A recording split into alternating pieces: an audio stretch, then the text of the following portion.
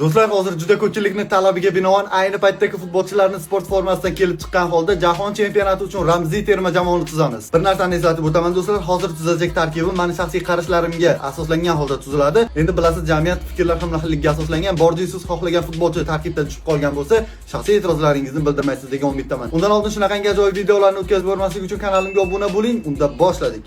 Xo'p, darvozaga David Raya. Menimcha bunga hech kim qarshilik qilmasa kerak. Raya hozir Yevropada eng yaxshi darvozabonlardan, u eng ko'p quruq o'yin o'tkazgan va eng ko'p seyv qilganlardan. Shunday ekan David. Va endi himoya markazga so'zsiz Abduqodir Husanov. Eslatib o'taman, yana qaytaraman, bu vatandoshimiz bo'lganligi uchun emas. Hozir Abduqodir Yevropaning eng yaxshi himoyachilaridan. Shunday ekan Abduqodir va unga sherik sifatida fransiyalik himoyachi William Saliba. Saliba ham Arsenalda anchagina stabil o'yin ko'rsatyapti. Shunday ekan ular juftlik sifatida anchagina muvaffaqiyatli harakat qilishadi. Qanotlarni yana Paris Saint-Germain vakillari Nuno Mendes va Ashraf Hakimiga topshiramiz.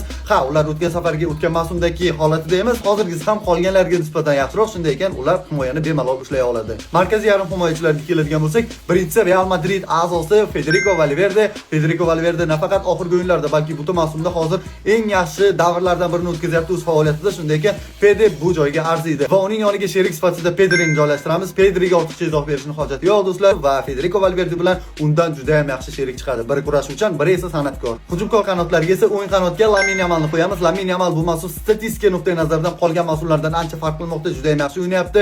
Gollar, assistlar va Yamal o'ng qanotda bemalol o'zining so'zini ayta olishi mumkin. Chap qanotga esa bu yerdagi hozir tanlovim juda ko'pchilikka yoqmasligi mumkin. Sababi men Luis Diasni qo'yaman.